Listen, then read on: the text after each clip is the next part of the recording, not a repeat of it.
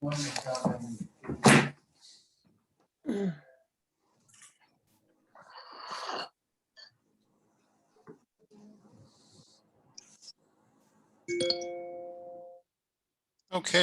it's 7 o'clock. Welcome everyone to our class. And as usual, please mute your mic until you have a question, and please edit your screen name to include your first name so we can take roll. Okay.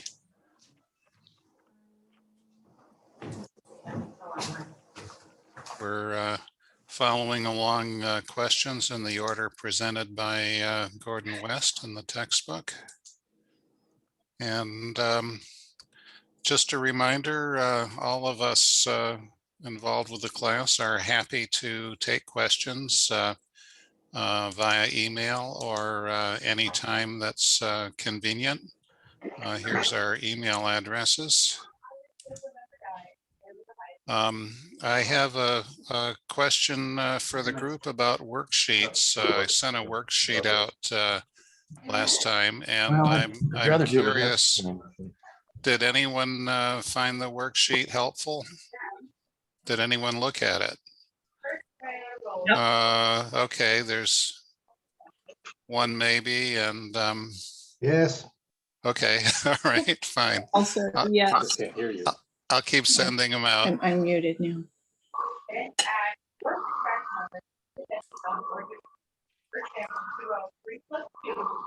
Still need microphones muted.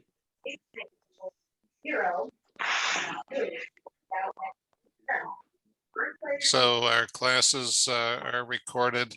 The recordings are all going to be available on the Santa Cruz Area's YouTube channel, which has this funny name. XCZ is the emergency services designation for Santa Cruz County. That three-letter abbreviation, that's where that comes from.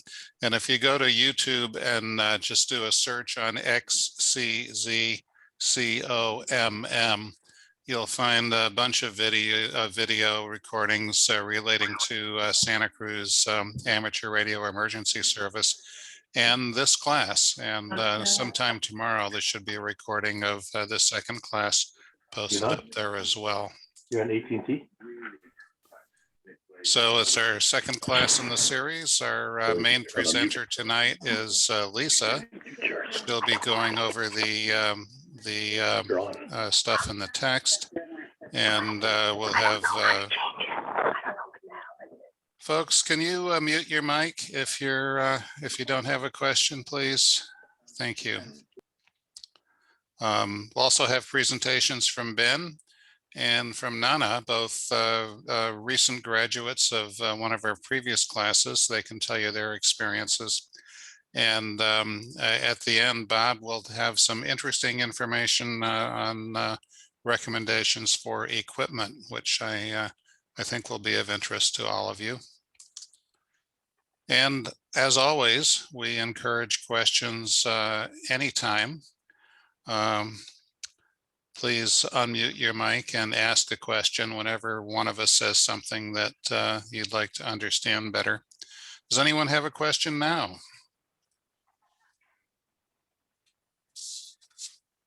I see nothing. Okay, Lisa, whenever you're ready, the stage is yours. I'm ready. Hi, everybody. As John told you, my name is Lisa Shallop. My call sign is KN6IAB. You can reach me by my name or my call sign at slvaries.org. You saw the agenda. I'm going to be interspersed with going over the questions with some people with some practical knowledge. And I've set an alarm for 20 minutes before the end of the class to make sure we have plenty of time for Bob to talk to you about your choices for your first radio. I'm sure there's going to be a lot of questions, and that's always a really fun part of the class. All right, here we go.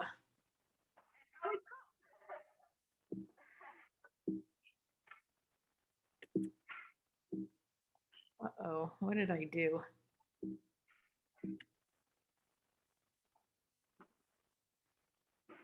So at the beginning of each section, I just put in a quick slide to try to summarize what you need to know for this section. So in mind the rules is I'm pretty sure as long as you're nice, you remember no broadcasting, no encryption or encoding, with the exception of remote control, and to keep a log and keep your address up to date. I think you got it. That's really all you need for this section, but we'll go over the questions and see how they all apply.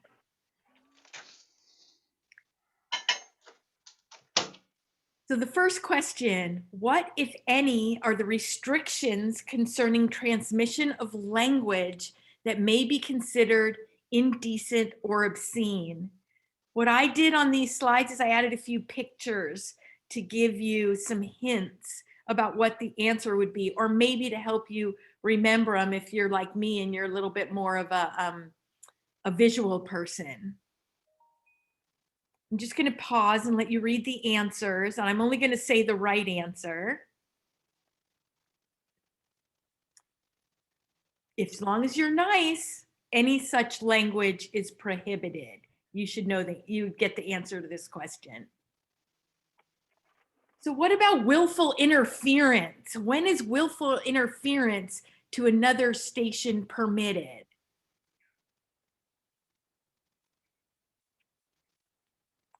Absolutely at no time. At no time.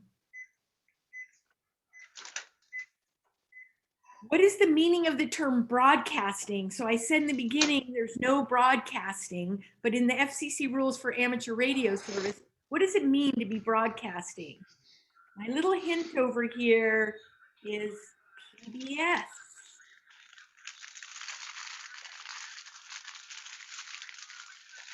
It has to do with reception by the general public. So transmission intended for reception by the general public is what we mean by absolutely no broadcasting.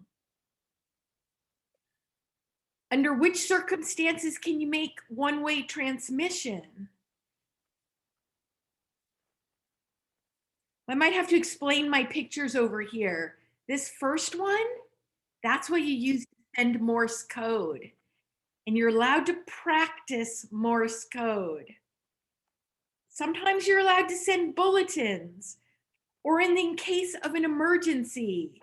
There's only one answer that includes all three of those. Oh, nice sticker. That's the one I put on my sheaf. You have a question, Michael? Oh, there you go. You're muted. Under which of the following circumstances are amateur stations authorized to transmit signals related to broadcasting, production, news gathering, assuming that there's no other means available? My hint over here, it's only in an emergency.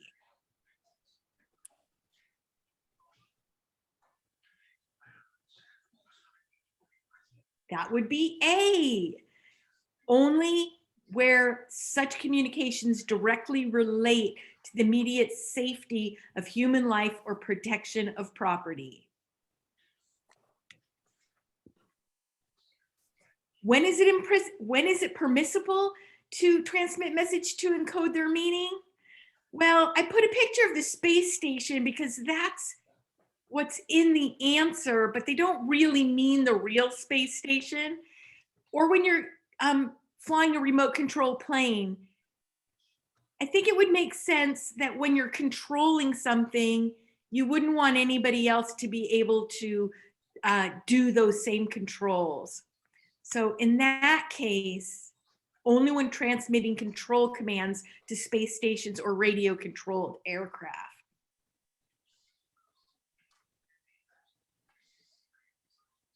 Under what conditions is an amateur station authorized to transmit music using a phone emission? You'll see in these questions, they use the terms phone and voice interchangeably. I found that very confusing in the beginning.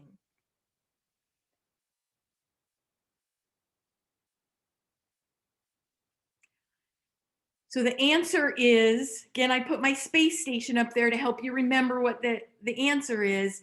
It's when it incidental to authorized retransmission of manned spacecraft communications. So really only when there's like music in the background and it's not any kind of broadcasting.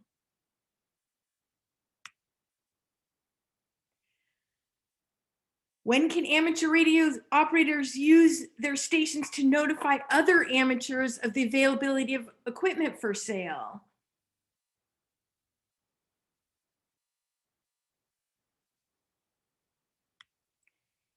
I like actually their explanation here. It's not it's not a business rule evaluation. That's why I put my for sale by owner. It's really, it's about the word amateur and not being business or professional. And it's when equipment is normally used in an amateur station and such activity is not conducted on a regular basis. So you're not doing it regularly for profit. But Karen very kindly sold me her HF radio. So maybe, did we talk about it on the air? Maybe a little bit. When must a station's licensee make the station and its records available for the FCC inspection? I wanted to take this opportunity to encourage you to get a ham radio logbook. It'll help you if you ever run into this situation in this question, but it's also just a really good habit to get into, to record whenever you're on the radio and how successful you were, what equipment you were using and what frequency. I can't tell you how many times I've gone back to look up, oh, when did I talk to, for example, Alex, and which frequency did we talk on, and how did it work, and which radio was I using? But that logbook would also be very useful if your records were requested by an FCC representative. Also, I like their note there. It rarely happens if you're following the rules, but if it does, you could invite him in, make some coffee, and hand him your logbook.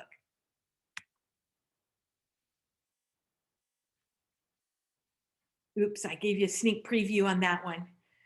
What may result when correspondence from the FCC is returned as undeliverable because the grantee failed to provide and maintain the correct mailing address with the FCC?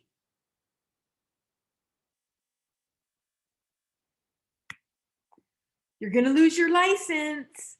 It's really important to keep that up to date. You can understand why they would want to know where these radio stations are theoretically located, because of course you could be mobile.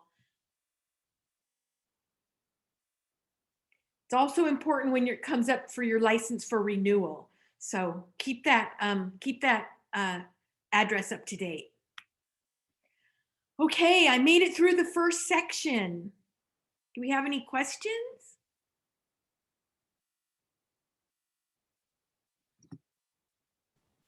I do. Hi, John. Hello. I was wondering, because I've noticed for the one where FCC would require log records, I was wondering why that wouldn't be under like a warrant just because of constitutional law and stuff like that. Ooh, you have any lawyers in the group? I can take that. Go ahead, Karen. So in certain cases, you do not have a Fourth Amendment defense against being inspected, and that includes any radio stations. So as a condition of getting your license, you, and actually the FCC has broad powers to inspect any equipment that might be interfering with RF. You basically have to let the FCC in anyways if they want to inspect equipment in your house.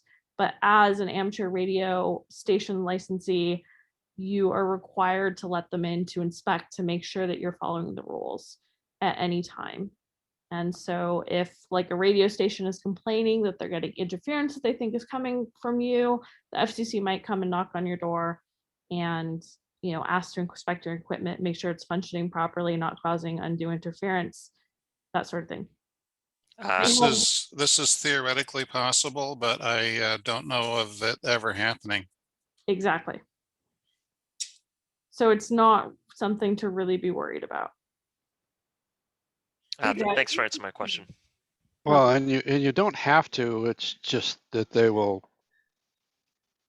suspend your yank your license.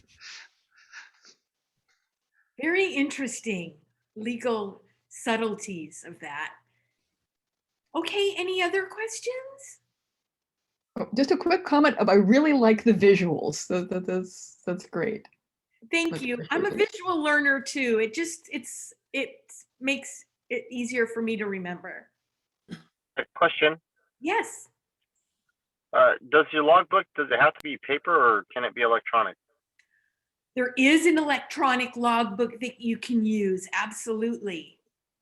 It's on the 8RRL site. Is that right, Karen? There are lots of different electronic logs you can use.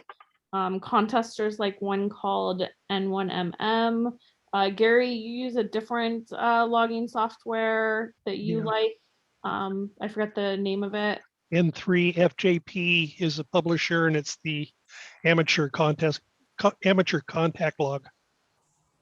So there's a whole bunch of different logs. You can also just keep an Excel spreadsheet. It really is entirely up to you in what format you want to keep a log. I got this one on Amazon and it was good for beginners because it had the phonetic alphabet on the front. but the Lisa, could you format stop is a little sharing rigid. your screen, please, so we can see what you're holding up? Oh, sorry. I got this one on Amazon and it was helpful because it had the phonetic alphabet on the front, but I found the format was a little bit rigid.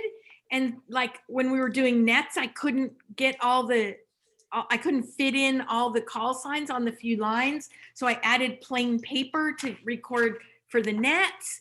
But I think my next one might just be a spiral notebook.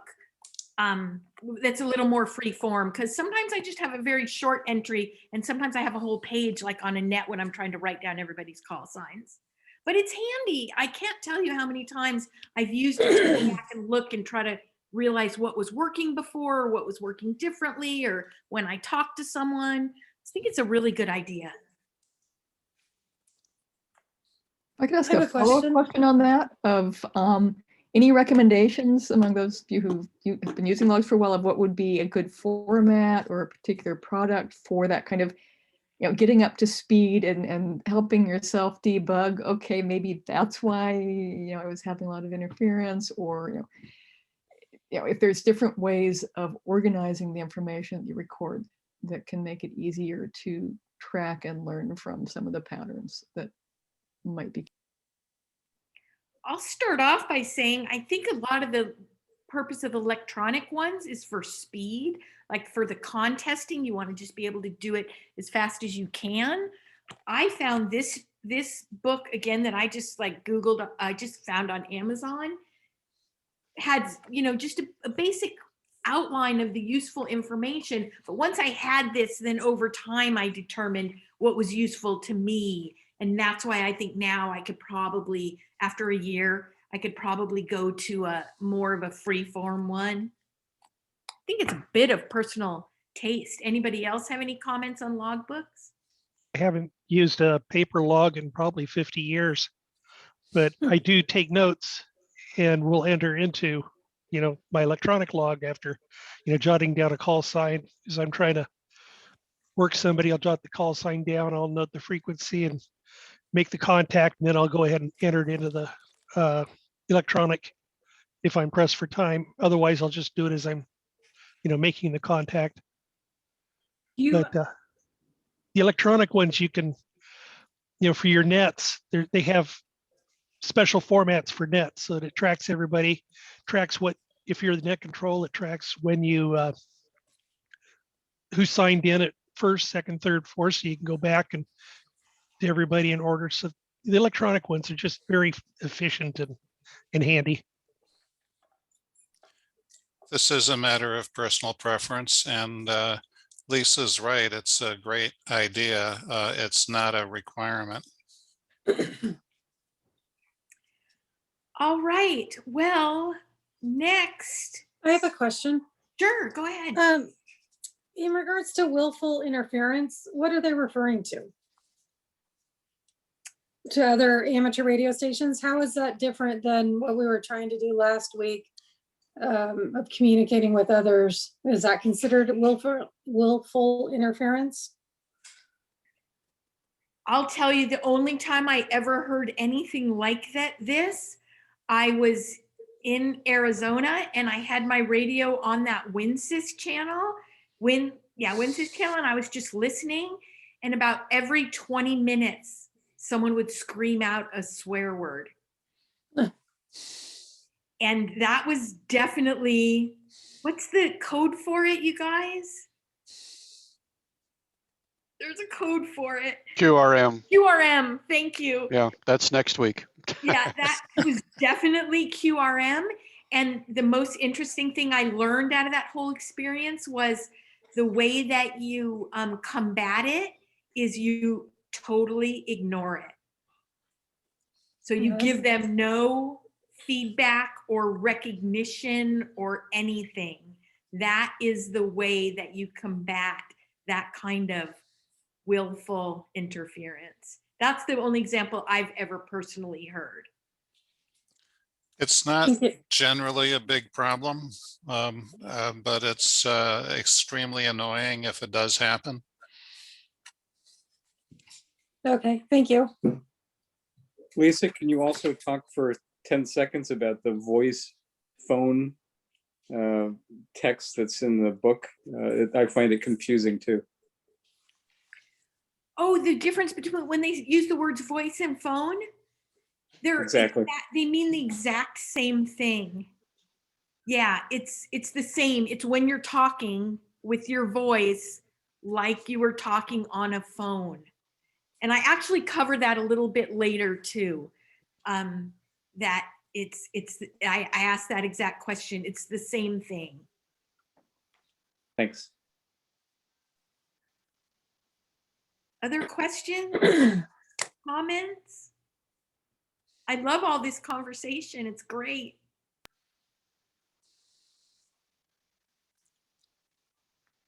Okay, let me go back to this just really quickly because our next, next up is Ben, KN6NDM. Are you there, Ben?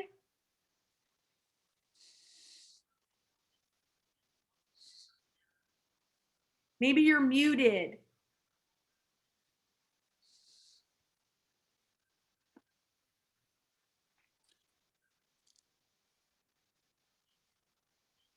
Anybody see him out there? Ben, are you there? He did say he was going to join. Maybe he's been delayed. Maybe we why don't we go with Nana? I know you're here, Nana. Are you up for swapping with Ben, Nana? Sure, no problem. I'll let you introduce yourself. Okay, hi, I'm Nana. My call sign is AJ6RF. And John asked me to speak on several points, and I'm just going to go through those because that's easiest for me. So why did I become interested in ham radio? Back when we were evacuated during the fires, one of the Bonnie Doon community folks posted the flyer for this technician class, and I was bored. I was in our rental home and didn't have anything to do because I didn't have my regular home to care for. So I saw that class and I thought, that looks like fun. And what really caught my attention, excuse me, let me turn this off. What really caught my attention were the words "when all else fails," because for any of you mountain folk, of course, you know that we lose power, we lose internet, and I've held on to my landline for years in case I needed it. And sometimes even that goes down. And I've had wires down in the driveway where we can't even leave, we're just stuck. So I thought, what are we going to do if we have an emergency? So I thought, this is going to give me peace of mind. If I know how to do this, if I can make a radio contact, at least that's some way to make, to get help for my family and my immediate neighbors. So fortunately, there were still some spaces left in the class. And it just became my project to study while I was evacuated. And I really only studied an hour and a half a day. Once I learned about ham test online, that's kind of the method that I chose. But I also thought it was an opportunity to just to learn something new. And I didn't realize how rich that would be, because it's more than just how do I deal with an emergency. It's learning a little bit about electronics and learning about propagation in the airways. And it's kind of brought out the sciencey part of me. I'm not super technical, but I'm enjoying exploring that. So in terms of taking the test, ham test online turned out to be really good for me. It has adaptive learning. You heard a little bit about that last week. It means that you miss a question and it comes up more in the rotation until you start getting it right a higher percentage of the time. And it has great progress reports and practice tests. And anytime there's content and you want to brush up on it, everything is hyperlinked right there on the page. So you can always brush up on the content and then keep going. So about halfway through the class, I was just ready to take the test, but I wanted to keep going with the class. So I just unlocked the content for the general exam, and I studied for that too. And by the time the class was over, 6 or 7 weeks, I was ready to take the both the technician and general exams, which I did. And I gotta say they're very similar. For anyone who's taken both, you know that the technician and general content are very similar. The general goes more in depth and has a little bit of math, but not too much. And so after the class was over and I took the test and passed and I got my call sign, and I just felt I had momentum. So I knew that eventually I wanted to also take the extra exam, and I didn't want to wait, even though I knew I'd had like zero experience. I was enjoying the studying. So I unlocked the extra content on ham test online and spent the next 2.5 weeks studying, and then I passed that exam too. But and that was in December. So I'm still very much a new person, and I'm just gradually learning more and more. That's one way to do it, to get all your testing done up front. You're not going to remember it all, and you're going to have to relearn it anyway as you start practicing on the radio and buying gear and tinkering with it. It's perfectly fine to get one test out of the way at a time and then get experience under your belt and then study for the next one. There's more than one way to do it. And that's one of the things I really like about ham radio is that it's really up to you how you do it. There's no one way. And the community has been wonderful. There's never any pressure to do more, go faster. Everything is at your own pace when you have time, because we all have families and work. And so I've really enjoyed that aspect of it, learning in a self-paced way with the support of a really, really supportive and patient and helpful community of volunteers. I mean, everybody is so wonderful. What else do I like about radio? Practicing on the nets helps you get over mic fright. Going to the meetings. I haven't joined any clubs yet. I mostly go to the Aries meetings to find out what's going on in the community. I'm still a basic member, but I think gradually I'll learn more and get more involved with emergency stuff. I got involved in the scavenger hunt, which Alex mentioned last week. That was really fun. I drove all over the county looking for landmarks, checking in with various net controls. It was really fun to do radio from the car on the go. I got to say, that was really good fun, good learning experience. I joined ARRL. That's our lobbying group in Washington, and they do a really good magazine for beginners called On the Air. Also, I recently found some interesting things you can, like antenna kits that you can buy and make. So that's good fun. I started recently learning CW, which is Morse code, mostly on phone apps. And I joined the Long Island CW Club, and I'm going to start classes soon. So I'm excited about that. And I want to make a plug here for the antenna classes that our antenna specialist, Neil, KN6JOI, offers to our community. And I told him I would show off these antennas. There's this one that I learned how to solder. That's, you know, I'm very proud of myself because I'm not a super technical person, but I got a soldering kit and ordered all the parts, and I learned how to make this counterpoise antenna, which boosts the signal of the handy-talkie radio. And I had to solder the wire to the ring connector. So that was good fun. And then the next step was making this guy right here. I don't know if you can see it because it doesn't fit in there, but it's a dual plate, ground plane antenna. It works on 2 meters and 70 centimeters. And we had to cut and straighten the wire and do lots of soldering and connect all the pieces and parts. And it was great fun. And it really works. And I'm so, it's so satisfying to use a piece of equipment that you made, you know, it really works. I use it all the time for nets now. It's my go-to antenna.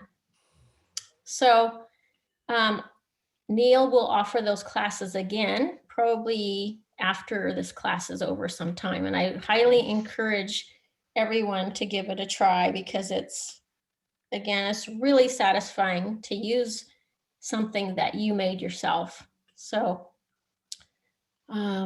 if anyone has any questions, I hope I gave you a little sneak peek into what it's like to be a newbie. And I really want to get across that it's a good, fun thing. It's lots of, the learning is endless and you just go at your own pace. There's lots of resources. There's lots of YouTube videos, and you can always count on somebody in the community to give you a helping hand. And then in the future, you pay that forward. So if anyone has any questions, let me know. I have one quick question about mobile. You know, we hear all this, it's against the law to drive and talk and text and drive. So are you using a VOX, or are you going point to point and then calling in your landmarks or your scavenger hunt? Sorry. Oh, the scavenger hunt. Oh, we absolutely, we absolutely stop the car and then transmit. You can certainly listen while you're driving. Yeah, great question. I recently bought my first mobile radio. I have it set up as a base station in my house, and I just programmed it a few days ago. So I'm looking forward to trying that out.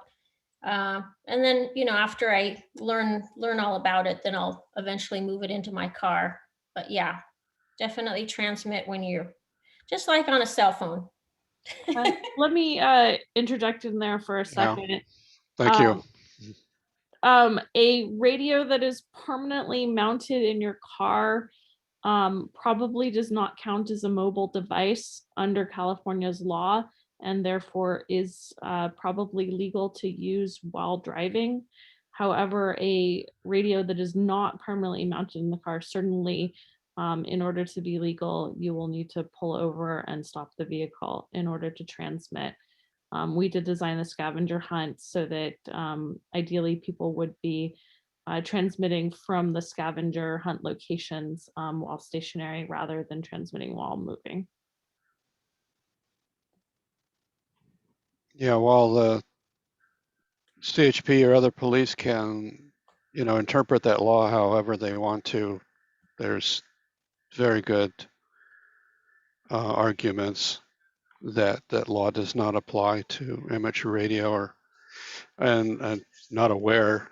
I think we would have heard if anybody had ever gotten a ticket in California for that, because there's a lot of resources that would be available to fight it. That being said, be careful out there.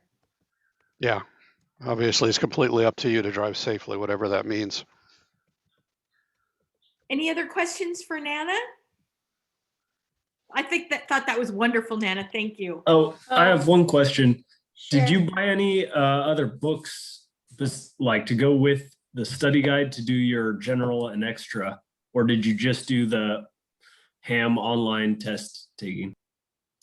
I ended up asking for some books as gifts, and my father gifted me all of the study books from a RRL. So it's kind of nice to have something in print as a reference.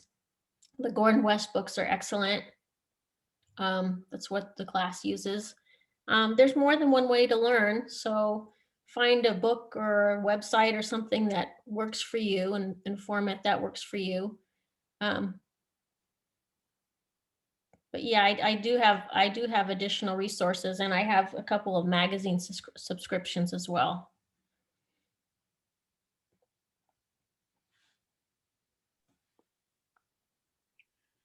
All right, any more questions for Nana?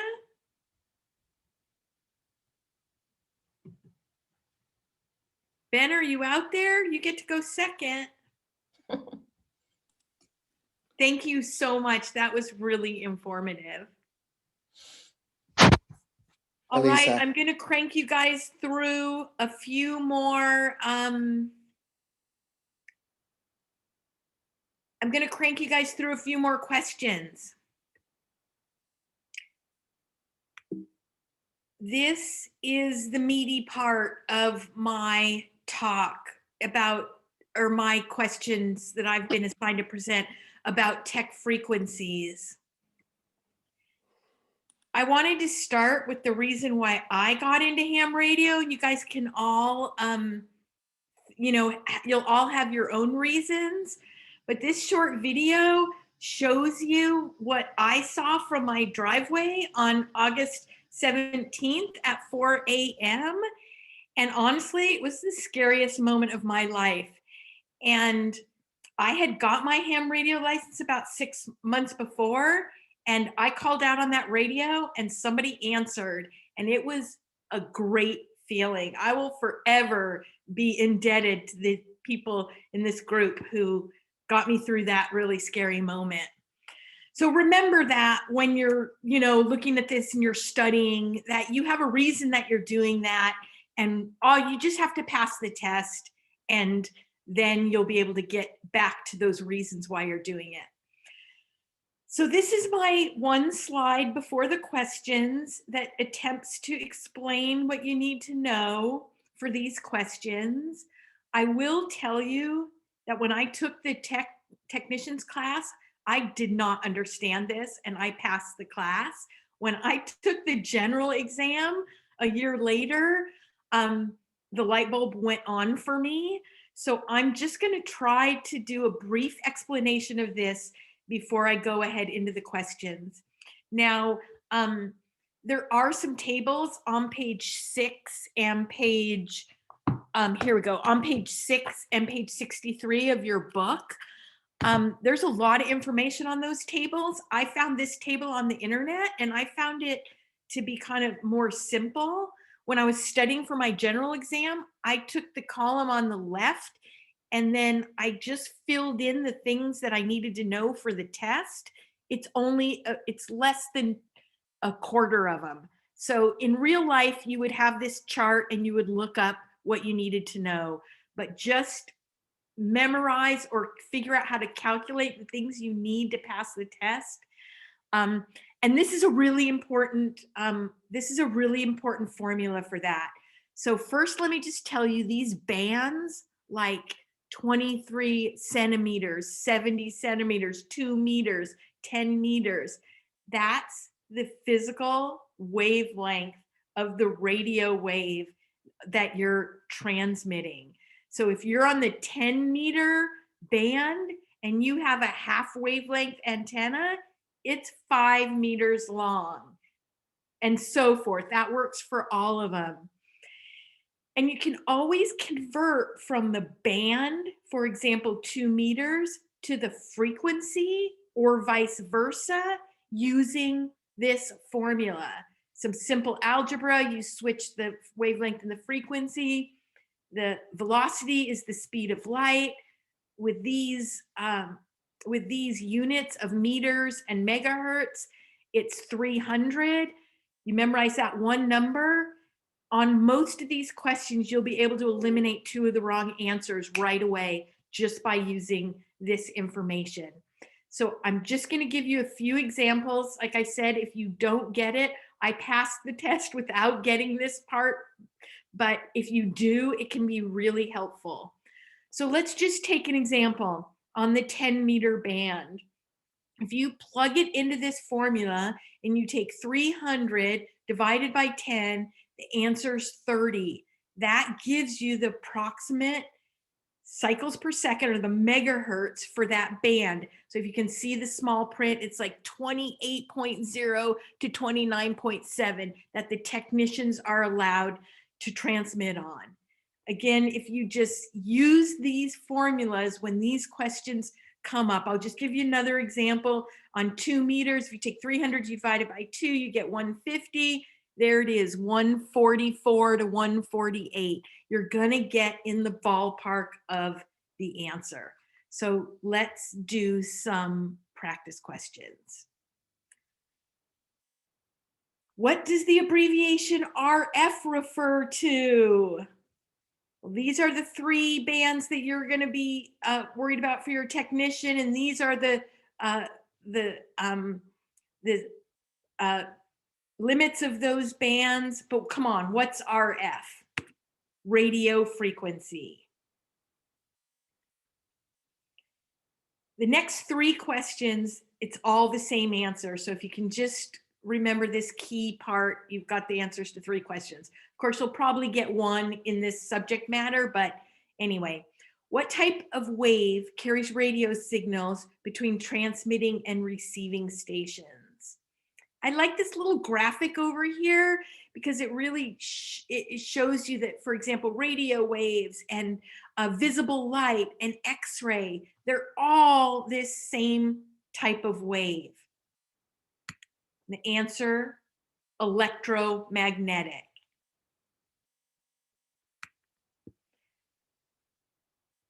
So a radio wave is made up of what type of energy? Again, electromagnetic. I really like the explanation that they give here in the red. I found it very sort of visually helpful, where it says both light waves and radio waves are electromagnetic phenomenon and both follow the exact same physical laws. So when I'm talking on my radio and I'm going to another person's radio, I like to think, what would happen if I had a super powerful flashlight and I was shining it towards that person? Would I be able to hit their radio? Or what if I'm trying to talk to that repeater? If I had a super strong flashlight. Now, of course, there are exceptions, and radio waves can bounce off things you're going to learn later in the class, like the ionosphere and buildings and all kinds of other things. So there are exceptions, but at least mentally for me, it was helpful to think of it similar to light. because it is also an electromagnetic wave, just like light.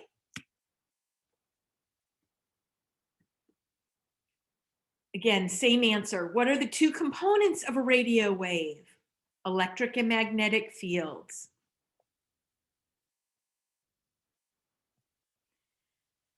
How fast does a radio wave travel through free space? My little cartoon here is Einstein with a radar detector measuring the speed of light and pointing to the speed limit sign. This little picture can help you answer a lot of questions. How fast does a radio wave travel through free space? At the speed of light. And the speed of light is 300 million meters per second. Oh, I gave away the answer to the next question.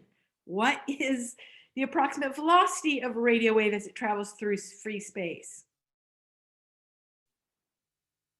Again, meters, 300 million meters per second. And you use that number 300 in your equation before because the units cancel each other out, and that's what it works out to. Okay, I just want to. So this question, and I find this one just a little bit tricky, and this is where you want to just make sure you take your time and read the question. What describes the number of times per second an alternating current makes a complete cycle? So you can see in my two little pictures here, in this 1 second, this wave makes one cycle. That's 1 hertz or 1 cycle per second.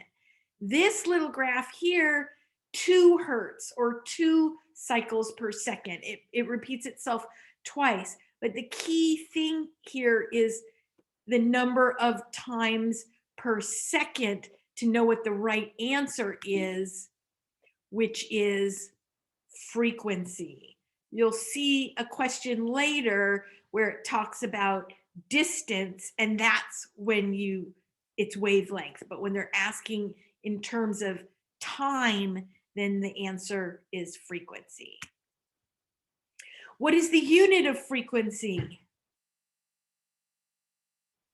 You're going to hear this word so many times, you'll never forget it. The answer is hertz. What is the proper abbreviation for hertz? I was struggling with coming up for a graphic for this one, but then I found the mega millions. And you can think mega millions, big bucks. Pick the answer with the most big letters in it. That would be capital M and capital H.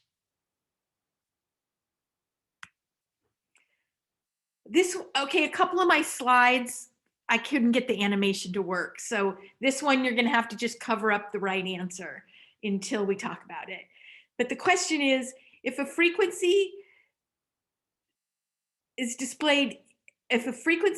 displays calibrated in megahertz, shows a reading of 3.525 megahertz, what would it show if it were calibrated in kilohertz? And again, different people kind of learn this metric system stuff different. I feel like I really do understand it, but sometimes when I talk about it or even just think about it, I can get myself really confused.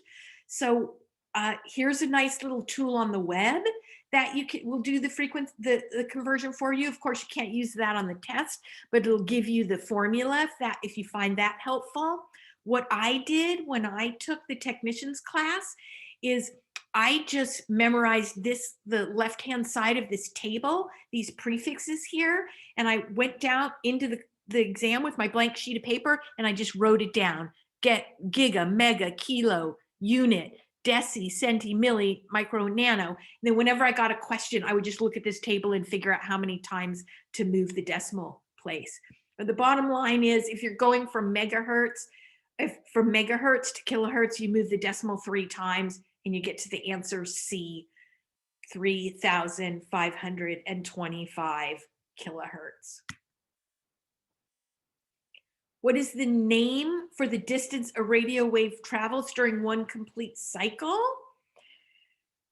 So this concept is useful, I think, and will help you in a few questions. I like this graphic here because I think it shows really clearly for short wavelength, you have higher frequency. If you think of frequency as the number of times it sort of crosses that middle line, complete wavelength crosses it twice, but it's closer together. So higher frequency and shorter wavelengths, long wavelengths, lower frequency, the number of times or the frequency that it crosses that middle is lower.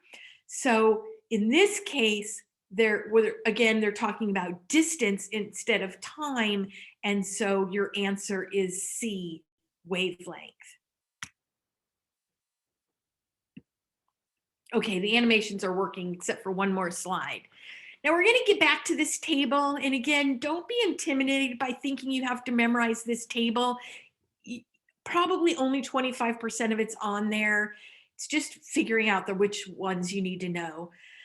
But what property of radio waves is often used to identify the different frequency bands? So we talked about that a little bit, the 10 meter, the 6 meter. It's the approximate wavelength. And how does the wavelength of a radio wave relate to its frequency? I can see it so clearly in this picture, but I still have to really think about it when I look at the words. Back to the picture. As the wavelength gets shorter, the frequency increases. So if you think about it of how many times it's crossing that center line, as the wavelength gets shorter, it's going to cross that center line more times.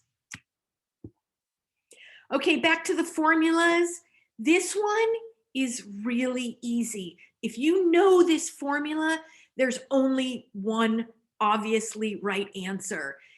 You always divide 300 by something. The only one of these answers says 300 divided by. If you forget about all the other possibly confusing words, there's only one of them that says 300 divided by. So the wavelength in meters equals 300 divided by the frequency in megahertz.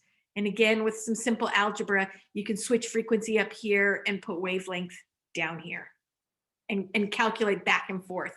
And if you can get that, you'll see a lot of these next following questions. You'll be able to eliminate two of the answers. And then I'll give you one other hint that I noticed to eliminate the third one. This is from the book. Again, just these two, no matter what all those other words are, it's always 300 divided by something to calculate the other one. Okay, I think this is my last broken animation, hopefully. So what frequency range is referred to as HF? Well, HF is this bottom one down here. So if you take 300 and divide it by 10, because you're on the 10 meter band, you're going to get 30. So you know your right answer is going to have 30 in it. If you look at this table in more detail, the bottom one is 3 to 30, the middle one is 30 to 300, and the top one, the UHF, is 300 to 3000. So the answer to this HF, because it's the 10 meter, that's high frequency, it's 3 to 30 megahertz.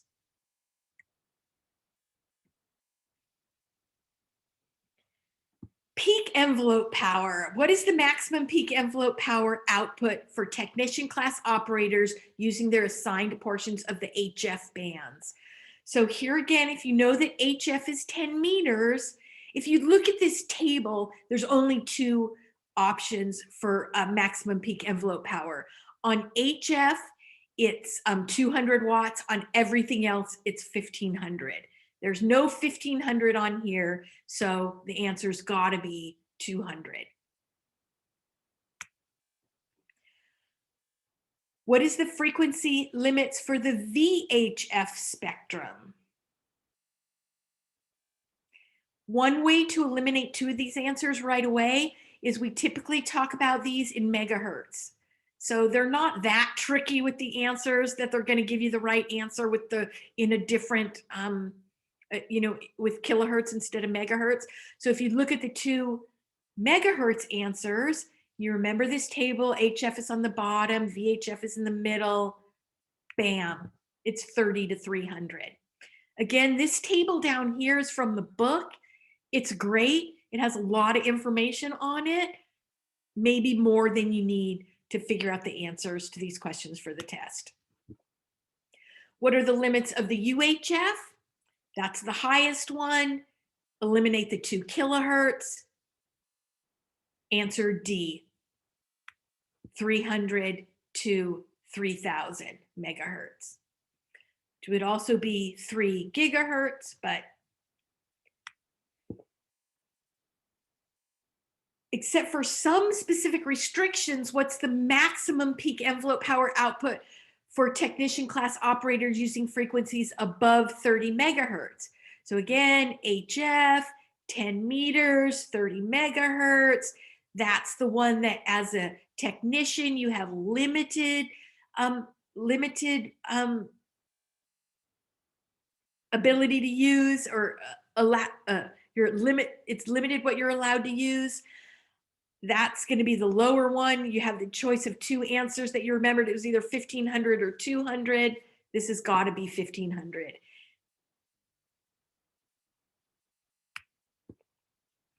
Now we're getting into those calculations. So which frequency is within the 6 meter amateur band? So 6 meters, 300 divided by 6, that's 50. Well, there's 2 of them that are kind of close to 50. So if you had the chart, you would look on the chart and you would see that, that for the technician class, for the technician, the range is 50 to, I can't read it on that small print, it's 50 to 54. So only one of these answers is between 50 and 54, and that's B. Another thing I noticed about these answers when they ask you for numbers, if you limit it down to 2, it's usually not the one that ends in 000. It's the more complicated one. So if you had to memorize it, you'd have to memorize more digits. But if you remember, it's always the more complicated one of the 2 you calculated. Maybe it's not on all the questions, but it's on the questions that I'm responsible for in this section. Which amateur band are you using when your station is transmitting on 146.52? Well, I think this is a good example of where you're allowed to have a calculator and you could divide 300 by 146.52, or you could just round it up to 150 and think 300 divided by 150 is 2. Bam, you got the answer. What is the national calling frequency for FM simplex operations in the 2 meter band? Again, it's the same formula. 300 divided by 2 is going to give you 150. You've got 2 answers that are close to 150. It's not the one that ends in 000. It's the more complicated one that ends in 0.52.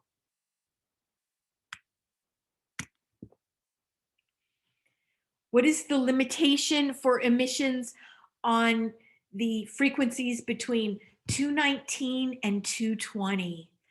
There aren't many of these within the technician class licenses, but if you look at your picture over here, there is a limitation on emissions for 219 to 220, and it says digital users.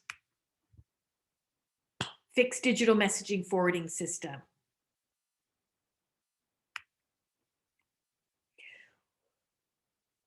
This is one of my favorite questions. What is the band plan beyond the privileges established by the FCC? I like to remember it. Think of a rock band. Who says that the drummer goes in the back and the bass player goes on the left and the guitar player on the right and the singer in the front? It's not really a rule or a schedule or a club thing. It's a voluntary guideline because it works well. So a voluntary guideline for using different modes or activities within an amateur band. Remember the rock band. We're getting close to the end of these. Which of the following is a result of the fact that amateur radio service is secondary in all or portions of some amateur bands, such as portions of the 70 centimeter band? I like to think of this as like you're driving a car and who has the right of way. If you don't have the right of way, let the other person go first, or avoid interfering with the person who has the right of way. There's some good examples here. Some of them are military. Some of them are like this vehicle locator service. And again, if you just ever run into anything that's using those bands, let them have the right of way. Why should you not set your transmit frequency to be exactly at the edge of an amateur band? And I like to think of it as the same reason you shouldn't stand right up close to the edge of a cliff. Because if the wind blows or you slip and fall, you might go off that cliff. Well, the same thing with your radio.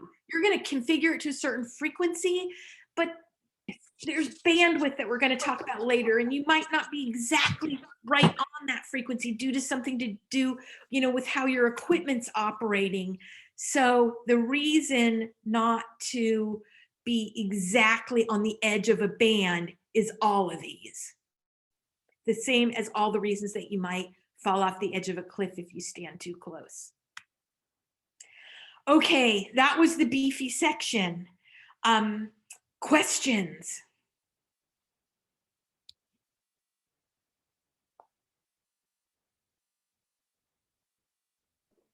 I do have, well, this might be covered more later, but I was just looking at the megahertz frequencies of the different bands and stuff, and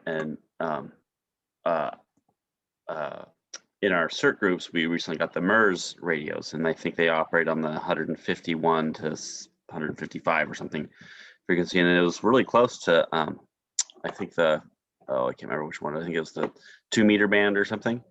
And I was just like, that's interesting that I don't know, maybe this is probably going off the edge and, into stuff that we'll cover later. But I thought it was really interesting that, it's how ham can go farther, but, ham or MERS don't have that reach.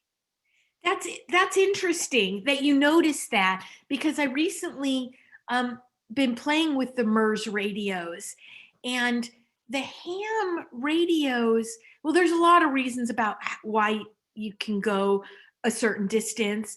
It has to do with your antenna. It has to do with how much power your radio has. My experience with the MERS radios is it's things that are getting in the way. Like, we have dead spots in our neighborhood, but my husband was across the canyon, and I could talk to him loud and clear on that MERS radio.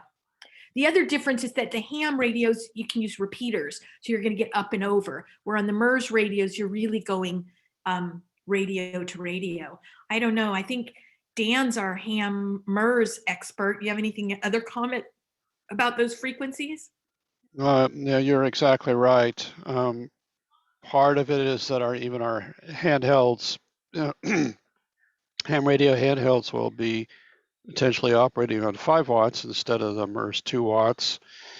We often will put on a longer antenna on our ham radios, which helps.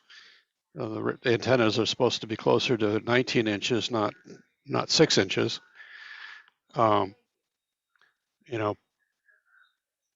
And yeah, none of these frequencies like transmit through a bunch of trees. So I've been at public events where it was on a road, but in a little canyon, little slot canyon, and boy, we just, even though the repeater was above me and close, it was just couldn't transmit through all that rock. So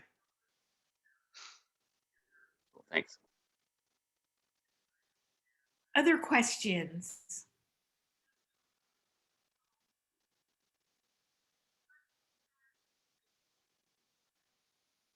Is Ben there? Are you there, Ben?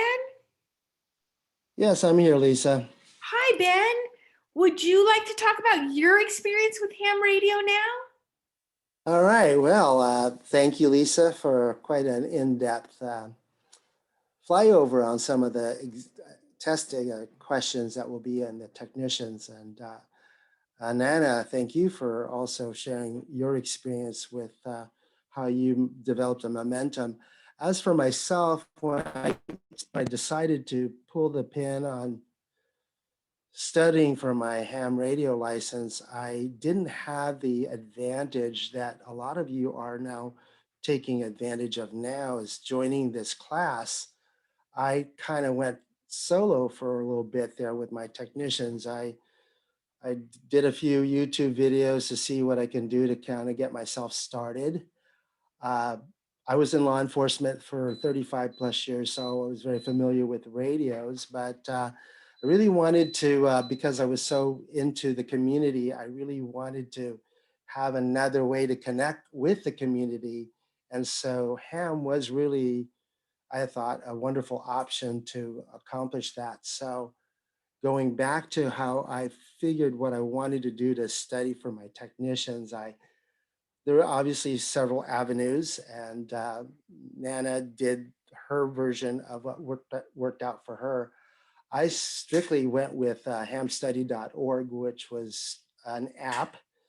And because I had lots of sleepless nights, I would just pull that out because it seemed like the right thing to do during insomnia was just to just keep drilling myself with these, going over the questions and answers. And if there was something so technical, hamstudy.org actually did have a part where you can hit the explanation and give you a little bit more theory as to why the answer was that. So along with Nana, I started to develop a momentum where I figured, okay, I didn't have the advantage of being in the club. So I picked a remote study, a remote exam somewhere back east. And it was a little bit challenging because, first of all, it was a 15-minute time limit on the test to do 30 questions out of a pool of 400 and some questions, right? And so I figured, okay, I'll plan on trying to take these tests and make sure that I'm under the 15 minutes to make sure I pass. So I did several of those dry exams and finally committed myself to an exam date so that I would really make sure that I was going to do it. And so that was part of it. So I would encourage you that once you take this class, and like John and 6QX and other of our instructors in this wonderful class exam, they'll encourage you that once you get to the tail end of your studies with the class, the level with technician, you really want to commit to setting a date remotely. And they definitely will recommend going with San Benito, which I did for my extra. And it was such a contrast between having a 15 limit time limit versus just being encouraged to take as much time as you need because they really want you to pass. So part of it also is that I haven't really branched out a lot since I've got my my extra. I've been doing 2-band, a little bit of remote hams, and a lot of DMR, which is digital mobile radio. And so been able to have some QSOs or contacts with people that are across the pond, i.e. Europe, Ireland, UK. And it's kind of fascinating to talk to people who don't really have as many repeaters in those areas as we do in this country. And so again, what a revelation in a lot of ways that our neighbor, our fellow ham operators in those countries really don't have the luxury of what it's like to even experience radio frequency. And even people who live in New York, which I've also had the privilege of connecting with, they live in apartments and they can't put out a simple antenna out to do VHF or UHF. So it's going to be a wonderful adventure. And so far for me, it has been. And with people in our clubs who you can connect with, they are more than willing to be an unofficial or official Elmers, as it were, people who can come alongside you to help you with any questions that you might have, or even just ask a basic question. What would be my first HT that you would recommend for me to take on? That's probably not going to be a big learning curve, but will also be a good quality HT or handy talkie for me to grow with as I take this adventure in this being a ham operator. So for me, it's been something that I try to make a point to have contacts maybe 3 times a week when my schedule allows it. And even though I'm retired, it's still I've got other things that pulls my attention.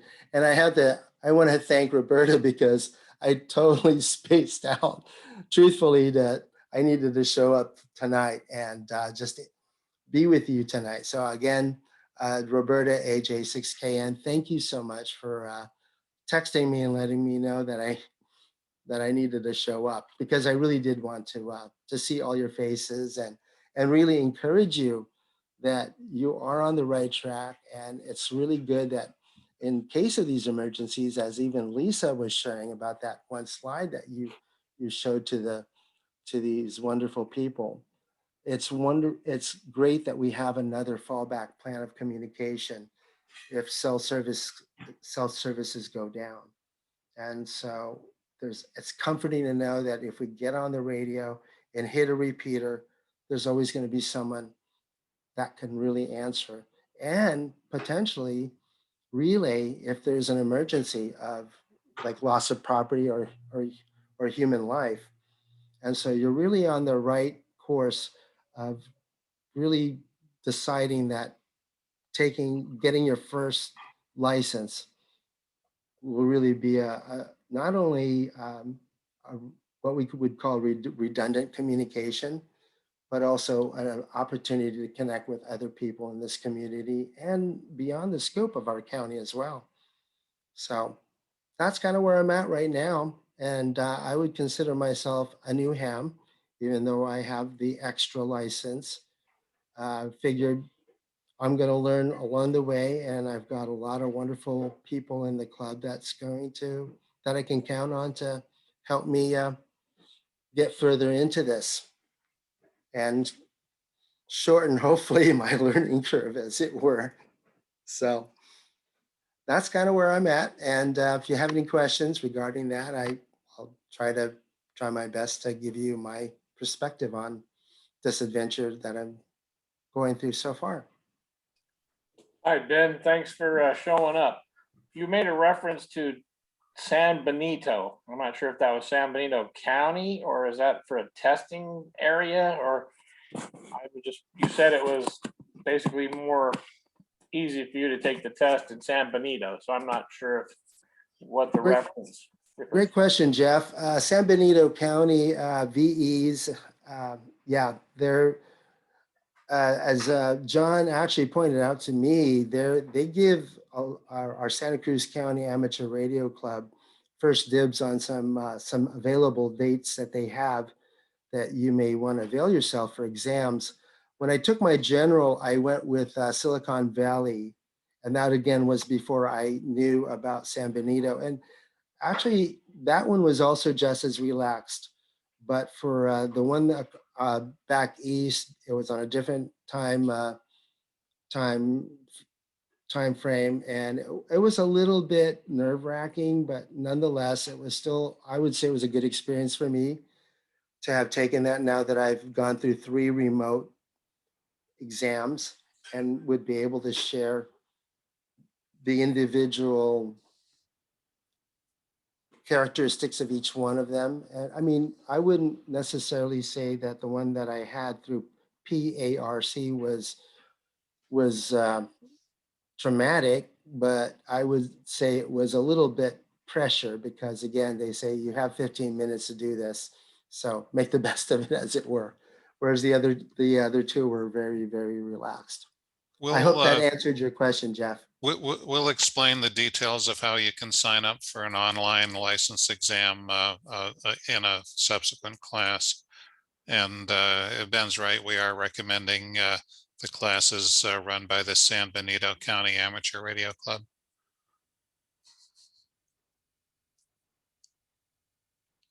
Any other questions? I do want to encourage you that when you're studying and then when you're going through these classes, it's really going to be like it's going over your head, and it will feel like that. And sometimes there'll be days when it feels a little discouraging, but be assured our instructors are really going to take the time to help you understand. And if you have any questions that you just feel stuck, don't hesitate to ask them, because they're really there to really want you to be a part of this community. So again, I know it's very technical, there's math in it. And in fact, when I took my general, they asked me if I wanted to use a calculator. And I said, no, I'm not gonna answer the math questions. But I was teasing them, and I just wanted to just give it a little levity. You can get through it, and do not be daunted, as even Lisa was encouraging you that, yes, this is just simple algebra. There's just things that are just going to be something you'll be able to just, through process of elimination, you'll know the right answer from the four answers that you would choose from. And getting your license is just the beginning of your ham radio education. That's just a starting point. You learn so much more. The more people you talk with, the more classes, the more conferences you go to, or club meetings or activities. It's just, this is just the beginning. Exactly. All right. Want to get back and just have a few more questions to help you go over regarding the test. And then we'll get on to the fun part, which is picking out your first radio. This is a little bit about your first radio. There's a picture of my first radio. It'll probably be a handy talkie with a whip antenna. It won't work well in your car, so you'll want to get a mag mount antenna. VHF, UHF, VHF packet, they all use frequency modulation. We'll talk a little bit about what that is, but the answer is always frequency modulation in this section. Again, what we were talking about before, they use the words phone and voice interchangeably. Both of them mean when you press the button to talk on your radio, and maybe you have to memorize it, but the bandwidth is 10 to 15 kilohertz. And we'll talk about what bandwidth is just real briefly on these next couple of slides. So since we've been talking for a long time now, we're gonna do an active physical exercise now. This question is, what is meant by the abbreviation PTT? And you might not have realized it, but applies to Zoom. So everybody out there who's muted, I'm going to count to 3. When I say 3, I want you to press down your space bar and say hello. Okay, you ready? 1, 2, 3. Hello. Hello. Hello. Hello. All right, you guys all just used push to talk. So PTT, it's on your Zoom. It'll be on your little handheld mic. It'll be on the side of your radio. PTT means push to talk. And you can use it on Zoom too. What is the way to enable quick access to a favorite frequency on your transceiver, your radio, just like on your car radio. Store it in a memory channel. What is the disadvantage of a rubber duck antenna supplied with most handheld radios, transceivers, when compared to a full-size quarter wave antenna? Well, if you look at this picture over here, when they say rubber duck, what they mean is kind of this short thing that's usually wrapped up in plastic. When they say a whip antenna, it's usually longer. It's long, skinny one that you put on your handheld. But there's also a mag mount antenna that you can put on your car. And the reason you want all those antennas is the same reason we were talking about why the ham radios are better than the MERS radios, because they have better antennas. The rubber duck, it's cheap, it's what comes with your antenna, but it does not transmit or receive as effectively. What is the disadvantage of using a handheld VHF transceiver with its integral antenna inside your vehicle? Well, it works a little bit better if you have a Tesla because the roof's glass, but still not that well, because all that metal, it acts as a shield, and the signals just do not propagate well through all that metal. So that's why you want to get a mag mount and get that antenna outside the metal on top of your car. What device increases the low power output from a handheld transceiver? Think of it just like you're plugging your guitar into that amplifier, an RF power amplifier. Which type of modulation is most commonly used for VHF and UHF voice repeaters? I'll just explain what they mean by modulation. So you have this modulating signal. If you use amplitude modulation, when it goes down, the amplitude gets lower. When it goes up, the amplitude gets higher. When you use frequency modulation, when the modulating signal goes down, the frequency gets lower. When the modulating signal goes up, the frequency gets higher. But the bottom line is only two of these answers end in M, which stands for modulation. And of these questions on this section of the test, it's always frequency modulation. What is the approximate bandwidth of a VHF repeater FM phone signal? Well, if you think about bandwidth, it's like the difference between a garden hose and a fire hose. So the garden hose is narrow, a low bandwidth. The fire hose is wider. Think of higher, wider bandwidth. And the reason you kind of want to use a lower bandwidth is if you have a fixed range of frequencies that you can use, you can fit more lower bandwidth in a fixed frequency range than you can fit higher bandwidth.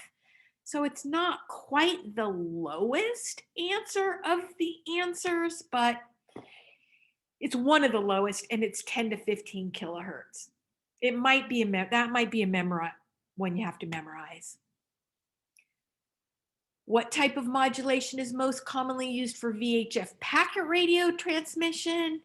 Again, only two modulation choices on here, and it's going to be frequency modulation, FM. Okay, that was the easy part. That's the first radio, the questions on the first radio. And now Bob's going to take some of those and apply them for your for what you really want to buy for your first radio. But first, are there any questions on those My First Radio questions?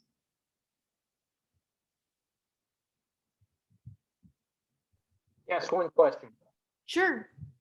You talked about the antenna that will come with your handheld versus getting the correct size antenna. So I assume we'll talk about how we figure out what the correct size is and I guess it corresponds to the signal wavelength we want, correct? You are correct. And we're going to give you, Bob's going to talk about that in detail. And did you already send out that list, John? I think maybe John's going to send you a list of all the equipment, including mag mounts and whip antennas with part numbers and places to buy them. Does that list also include like different brands? I'm sure there's different brands that people suggest. Okay. Yep, different brands, different price ranges, different types, like your handheld versus your mobile. It'll include all that. And honestly, that's probably one of the most common things that at least I have talked about to all these people who have helped me so much get to where I am in ham radio, is making those decisions on equipment. So don't hesitate to ask multiple people, because people have different opinions. There's a lot of choices out there. Any more questions? We're going to save all the hard ones for you, Bob. Woohoo! Good deal, Lisa. What an awesome job you did. That is awesome. It really is. Thank you so much for your time on doing this. It's great. What everybody might want to do is grab themselves a piece of paper and a writing utensil or something that they can jot notes down or something like that. This is going to be fast and heavy and everything else. We got a lot to cover. So just want to make sure everybody's all prepped and ready to go on this one here. So welcome to our class. Just so everybody knows, what got me interested in ham radio was in the 1989 earthquake. I was up in Ben Lonesome, and we had power out and we had phone lines down and everything, all the phones rattled off the hooks. So landline wasn't even working either.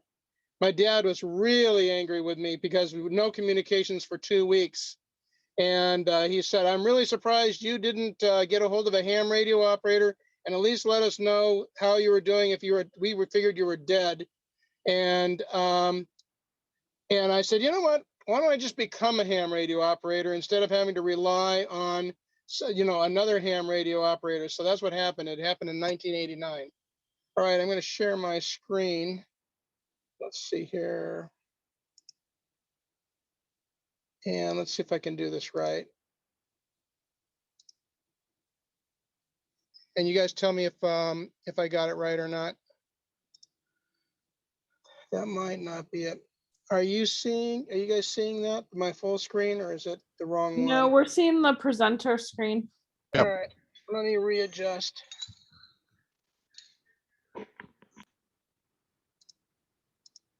Where am I?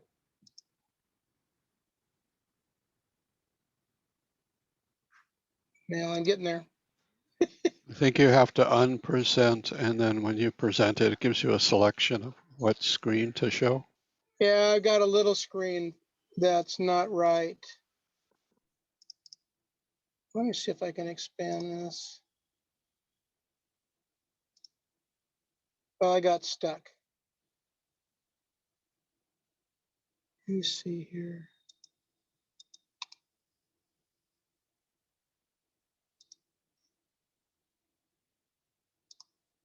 I'm trying to get to the regular screen and I can't. The only thing I'm seeing are people, or our students.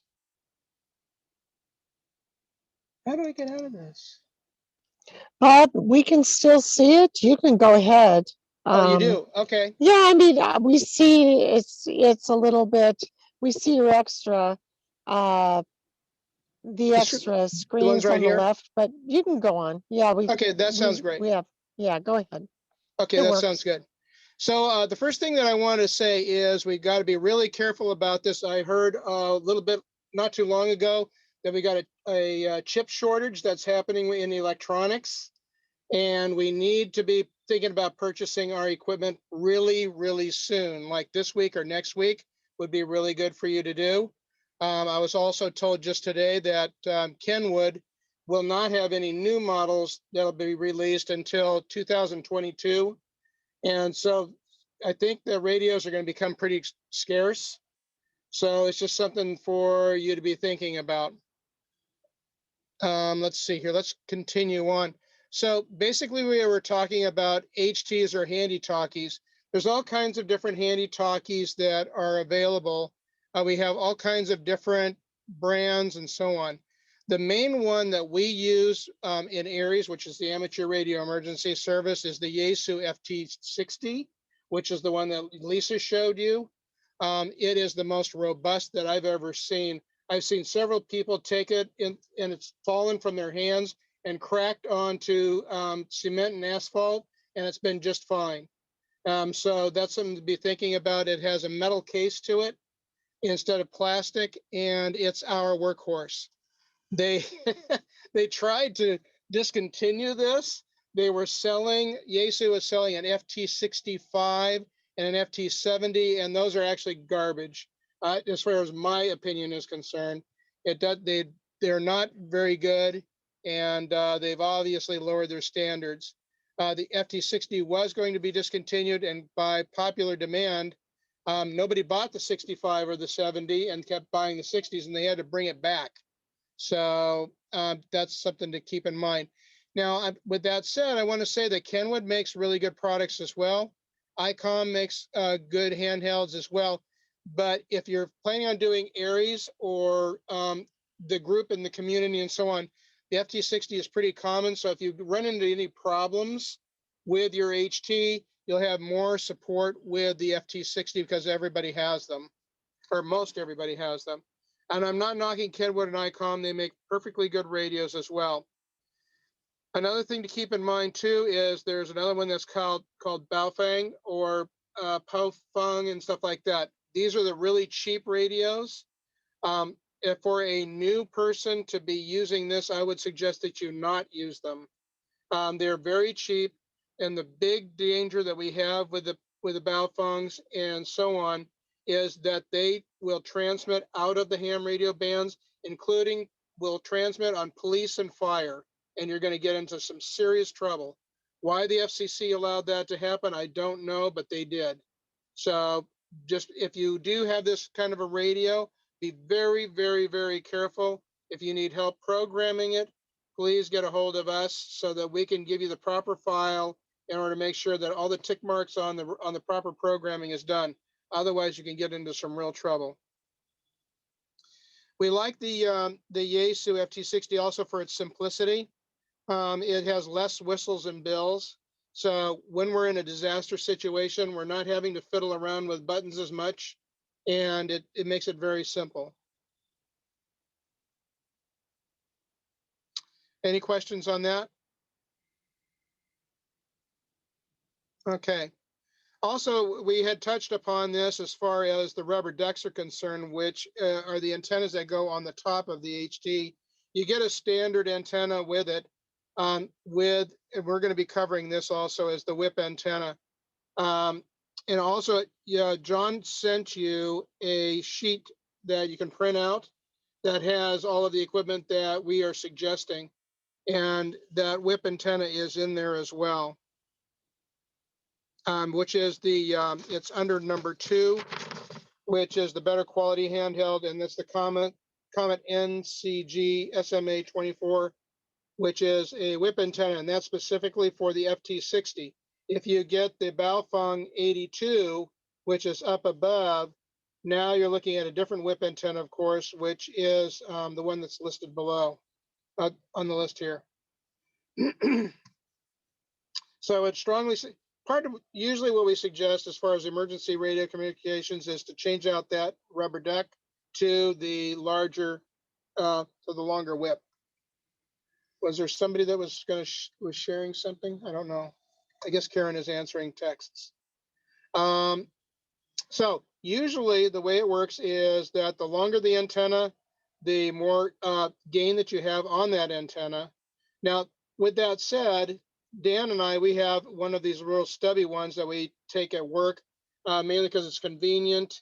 I remember doing an interview at work for the first time, and I had a long whip on my HT, and my boss to be said, "All right, who's controlling you?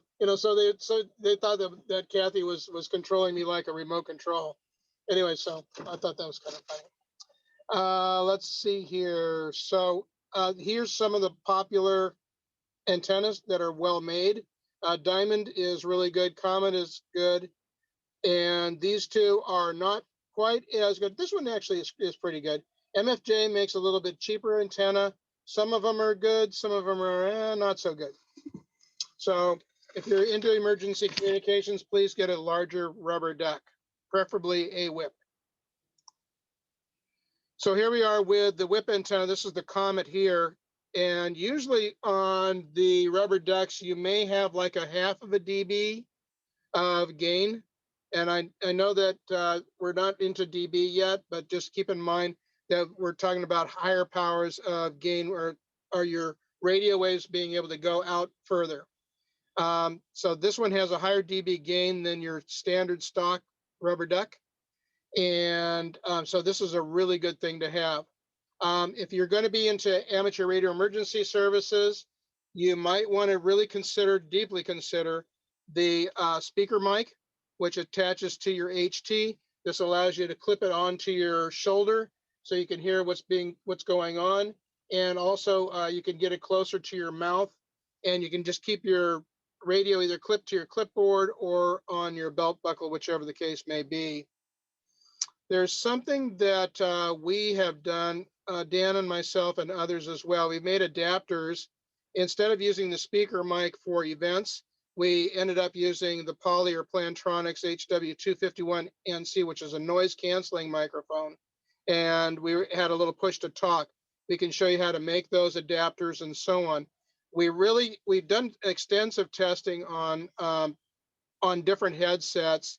And what we're finding is that most of the headsets that you can buy, what they have as far as a microphone is concerned, is referred to as an omnidirectional microphone, meaning that it will pick up all the noise from anywhere around you. And so it says noise canceling, but it's not really noise canceling at all. We went through the specs and so on.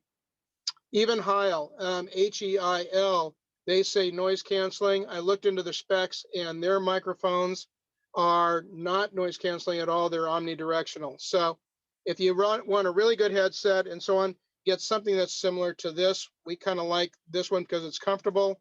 Also, another thing to keep in mind as far as the headset is concerned, it leaves one ear open to hear as to what's going on around you. If you got a semi-rig that's about to hit you, it's probably a good idea to hear them coming up behind you. So that's the reason why we really usually like to have one ear open. That's really helpful there. Let's see here. There was another thing that I was going to suggest as well while I'm talking about this. If you were to look at the number one, which is the minimum investment, and the Baofeng, you'll also see suggested accessories, which is the Com Mountain CSM02K1 speaker microphone. If you really, so the 82 is a really good radio too. It's not as good as the FT60, but it is a good radio. I've got one. Several others have got one as well. I have no problems with it whatsoever. If you're going to get a speaker mic though, please buy the Com Mountain speaker mic. We've taken all the other speaker microphones. Dan and I spent money and we bought speaker microphones. We took it into the lab. We put it on a frequency response, and the best frequency response that we saw on a speaker microphone is the Com Mountain. Now, there's one thing that I want everybody to remember. If you're going down this rabbit hole, be really careful about buying the real cheap speaker microphones. You get what you pay for, and the problem is that there's either one or two. Somebody's got their mic open. There is one or two of the speaker microphones that are really, really, really bad, even to the point where the microphone is not even where the hole is in the speaker mic. It's muffled, and people, when we're in events and so on, it gets really bad because everybody's going, oh no, they've got that mic again. So just be really careful when you make your purchases on that. Any questions on this as far as headset speaker mics or whips?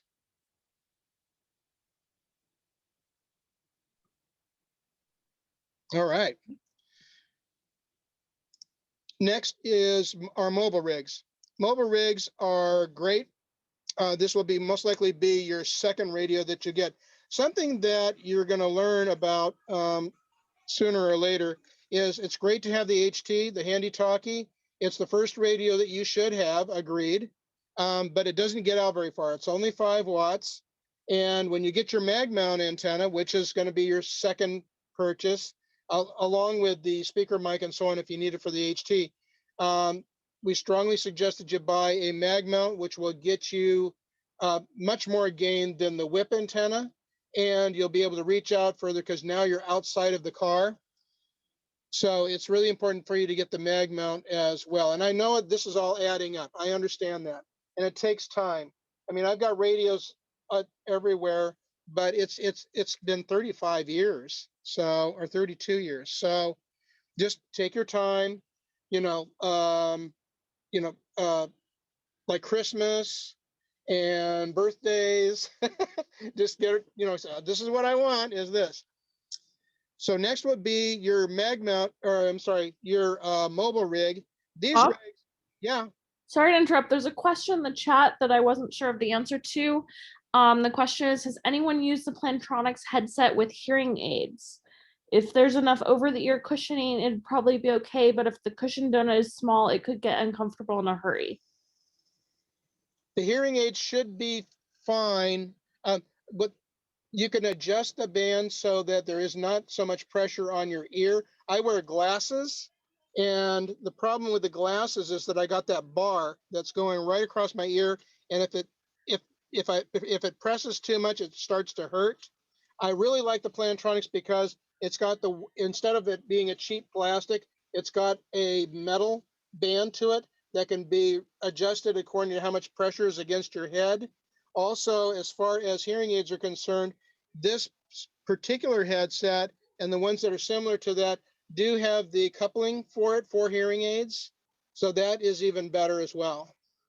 Hope that answered. That was me, and I have both glasses and the hearing aids, and so yeah, pressure.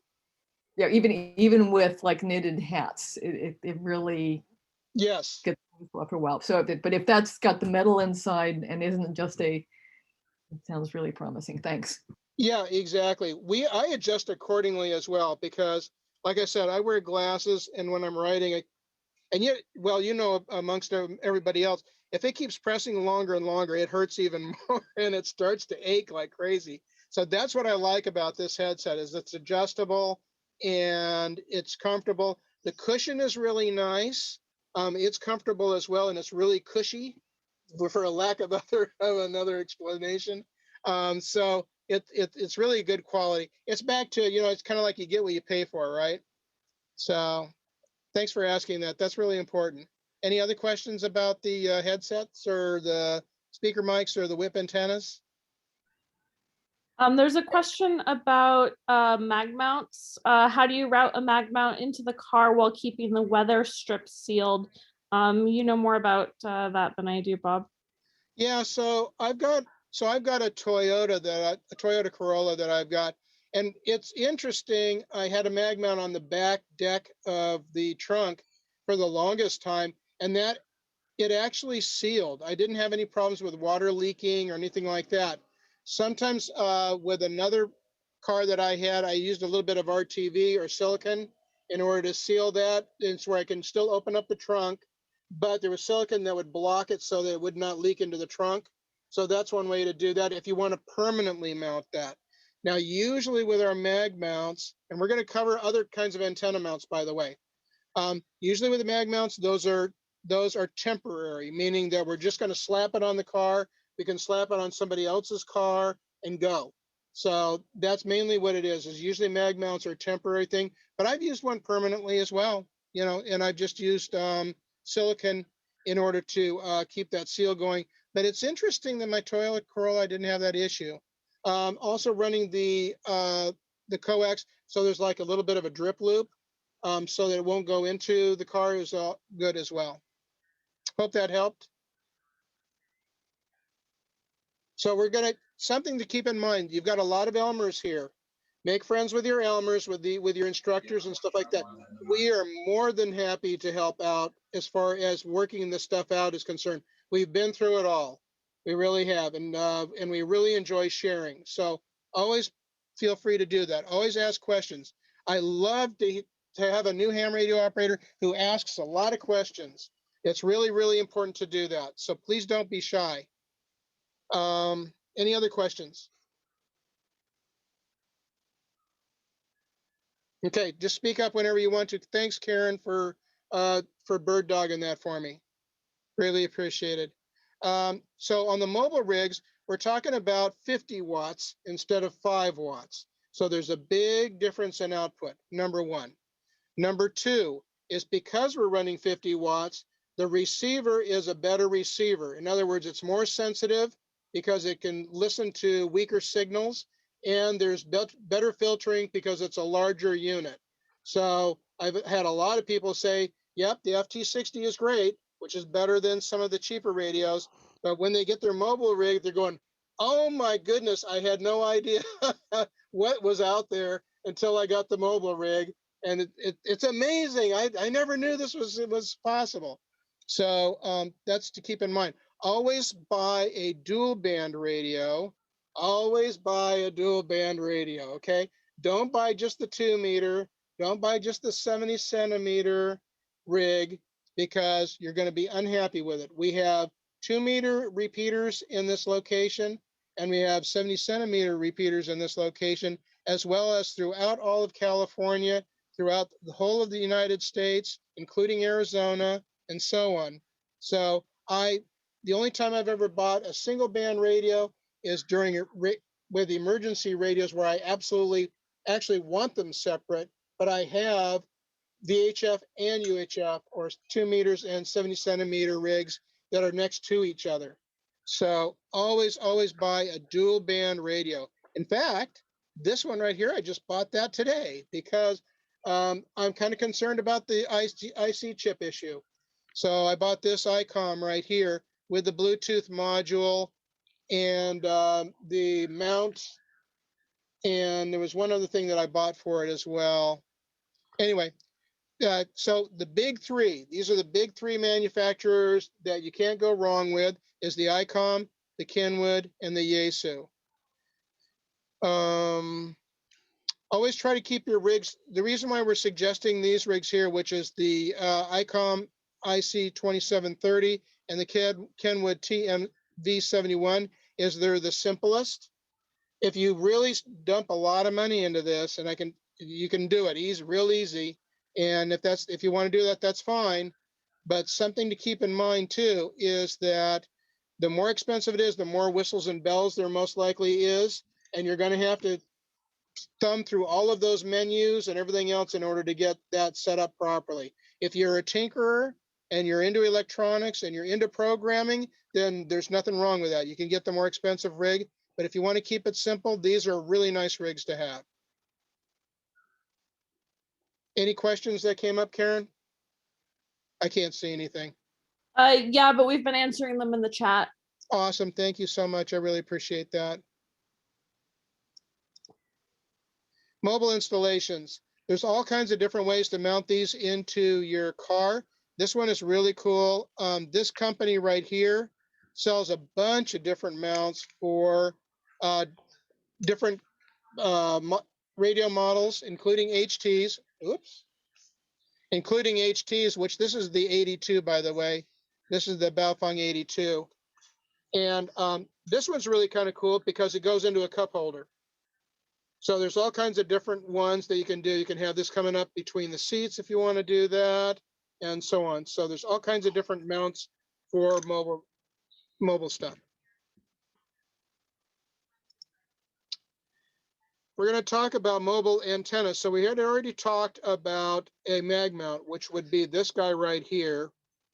Something that I've got an old car, right? But I'm still leery about punching holes in it.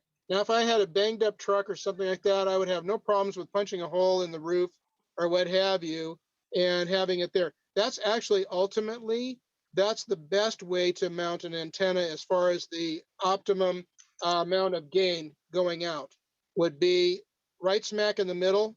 This is what's referred to, and we're going to be learning about this as a ground plane. So it gives a nice even ground plane all the way around. Electrically, it is connected to the metal, which is really good.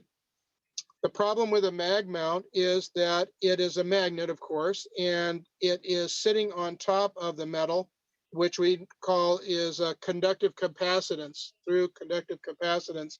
And that's how that is set up.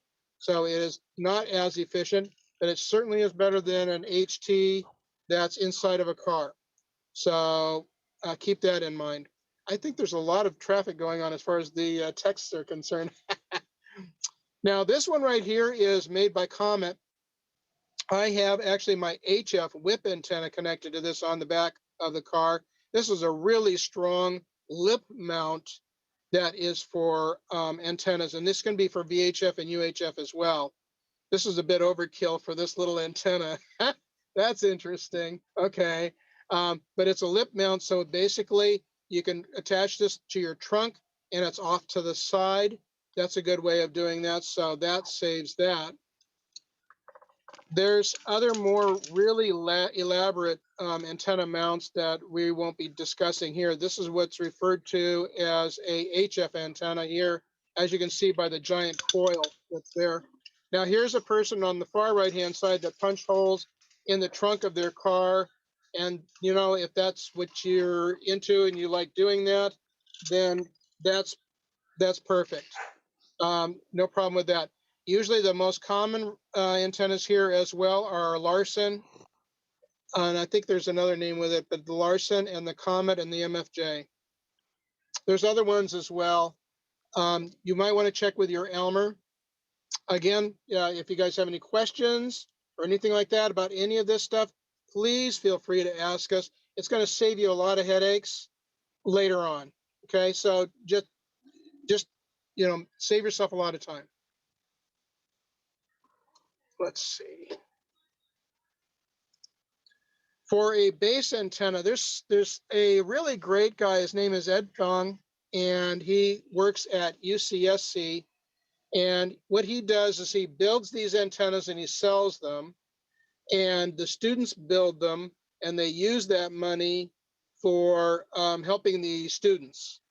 And so this is what's referred to as a J-pole. It's in a piece of PVC thin wall pipe, which is really cool. And so that's what's referred to usually as a radome, is the antenna is built inside so it's waterproof.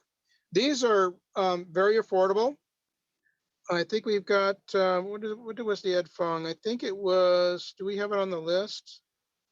Roof $40. It's about $40, yeah. Great buy. Oh, there it is. Yeah, great buy. You can get it on eBay. Just look up Ed Fong.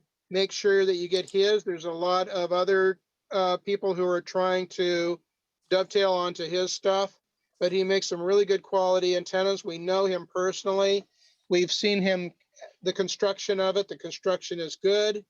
You can do a kit if you would like to, where you can buy the thin wall PVC, not thick wall, but thin wall, and make your own.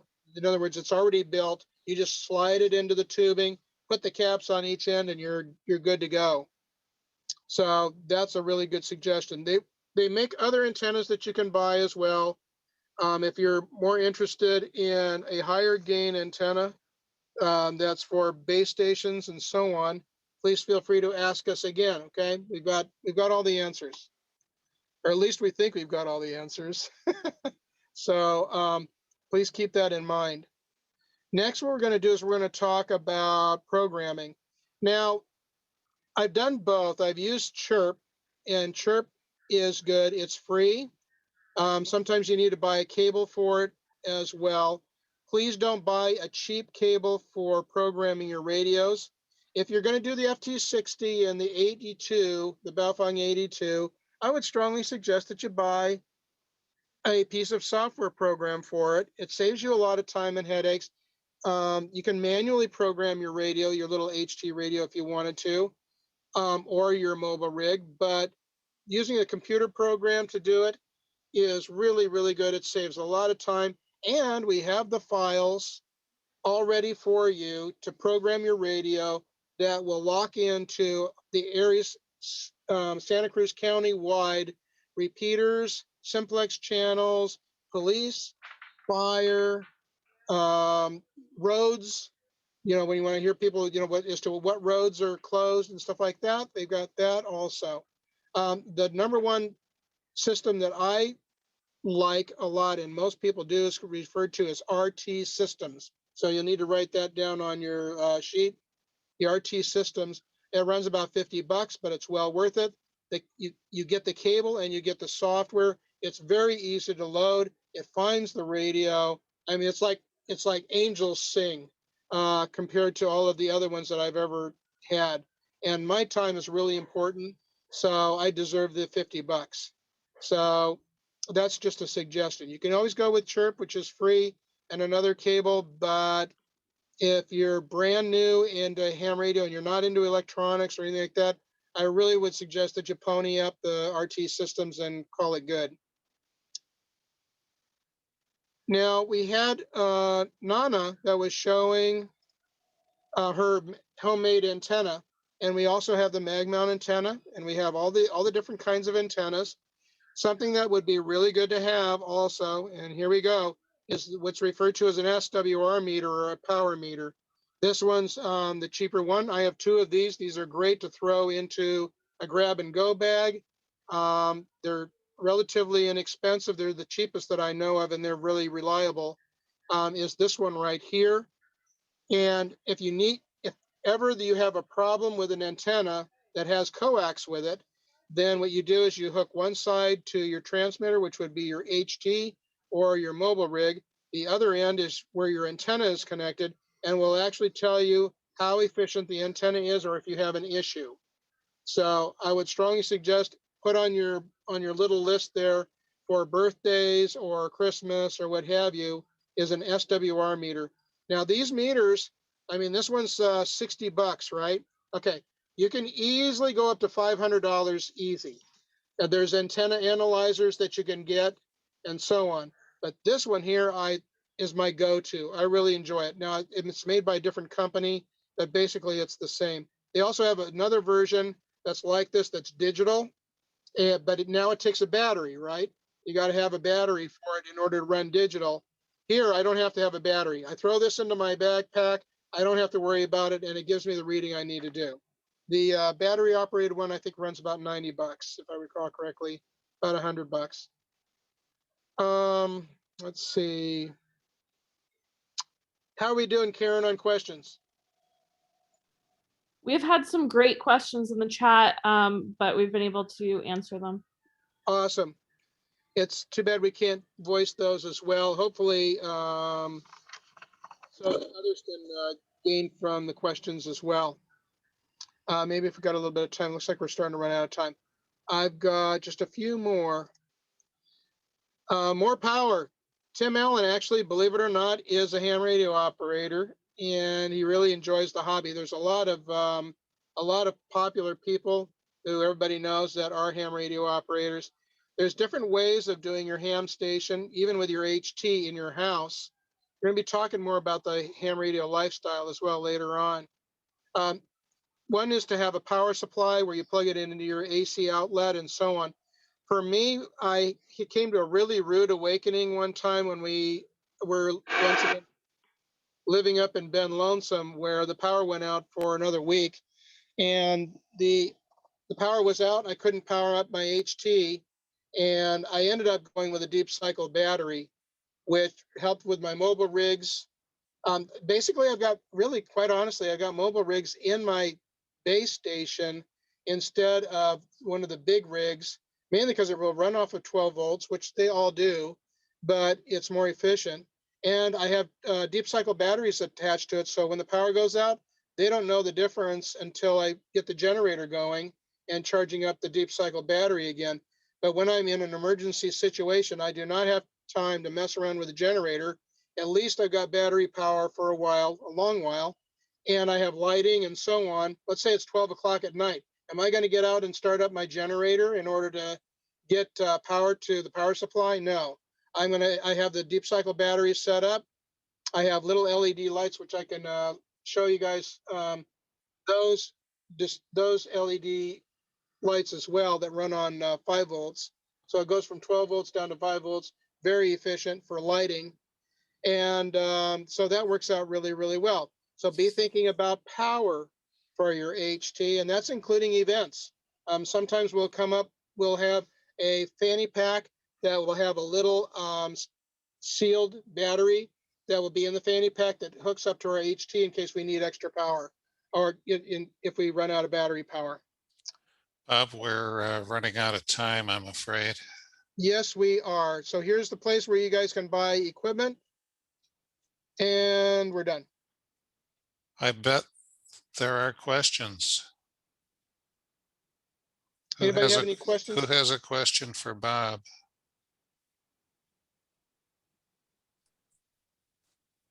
Hey, Bob, I was given 2 brand new Baofeng UV5R radios. Do I give them away now or wait? So what I would do with those is I would just wait, hold on to them, because if this chip thing goes bad, you can sell those $25 cheap radios for $16,000 a piece. So I would just go ahead and hang on to them. But I've got a few of them if you really want to know.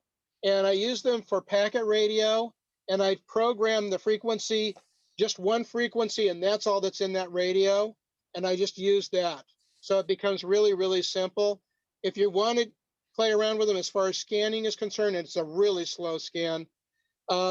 Please, please, please have us program it for you or show you how to program it so you don't get into trouble. Because those switches that they've got in there, even when you buy the RT systems for those, if you don't get those tick marks set properly, the radio buttons and stuff like that, you can get into some real trouble. So hold on to them. I call them throwaways. In other words, if I'm going to be in a weird, I just have it as an extra is all. But my main go is the FT60, and if I need to, I can loan the Baofeng out as well as like a quick and dirty thing, but I make sure it's programmed properly. So I would say hold on to them for right now. Hey, Bob, if we have these things, is there a way you could show us how to use them? Like we could schedule that with you, or you got like a link on the YouTube that you've done, or what's the best way of going about that? I mean, I have one. Right. So basically what we're going to be doing is after these classes, also we're going to have, what do I do next? And what the problem that we had earlier, now I've been doing these classes for a long time, incredibly long time. What we had problems with is everybody would get their license and they would get all ready to go and everything else. And they go, all right, what do I do now? I have no idea what to do. So we're going to have a class after you get your license, where we're going to show how to use the radios, how to program the radios. What about the ham radio lifestyle? What about our community? What about our clubs? We're going to be covering all of that stuff after this class and you get your license. If you get equipment that's on our recommended list, one of us will be happy to help you set it up. That's a service that we're glad to provide. And we don't even charge for it. No, we certainly don't. Yeah, go ahead. Thank you. Hey, the RT systems, is that radio specific? So if you've got 2 different HTs or 2 different radios you want to program, you buy 2 versions of the software, or is it just a matter of cables at that point? It is it's different pieces of software. Now, with that said, there have been a few cases where I've had the same manufacturer, but a slightly different model. And I was actually able to pull it off where the software and the cable work the same for both models. But if you were to go across different manufacturers, no, you got to buy it for each one. And that's what I do. I've got, I don't know, 6 or 7 of them because I've got so many different radios that have different programming. Thank you. Yep. Any other questions? And we're happy to use that equipment to program your first radio. Yeah, we can program it. I've got programming cables. Dan's got programming cables. John's got them. Karen's got them. Everybody's got programming cables. So If you need help with your first radio, then please feel free to reach out to one of us and we'll be glad to do it. When we're one-on-one, I can show you how I do it as well, or John can show you, or Karen. We won't charge you very much, only $600 a piece. It's really cheap, it's okay, no big deal. I'm kidding. We'll do it for free. That's what we do. There's a reason why we call it amateur radio. It has nothing to do with being amateur or not professional. We are quite professional, actually. But I look at it as we are just like a church choir. They are very professional in singing, but they do not take money, and we cannot take money. So that's the reason why we do this. We do this out of the kindness and goodness of our heart for our communities and for our fellow ham radio operators. There's a note in the chat pointing out that, Bob, you work for Cookies. Yes, I do. I work. Yeah. So when we do the Aries meetings, I usually bring cookies when we're one-on-one. When we're in physical, we meet at Cal Fire, and and I always bring cookies. So when we get done with this darn COVID-19 stuff, and we start meeting at Cal Fire again for the Aries meetings, it's not a club, by the way. The Aries is not a club; it's just a group, but it's nationwide. Then I'll be bringing the cookies again. So we need to conclude the class. I'm going to end the recording, but I'm willing to stick around for a while if people have more questions about specific radios. Bob, I think you're available, are you not? I am. For a little while. Yep, you bet. If you need to leave us, go ahead, but we're happy to stick around and answer more questions. Could you stop sharing your screen, please, Bob? Well, okay.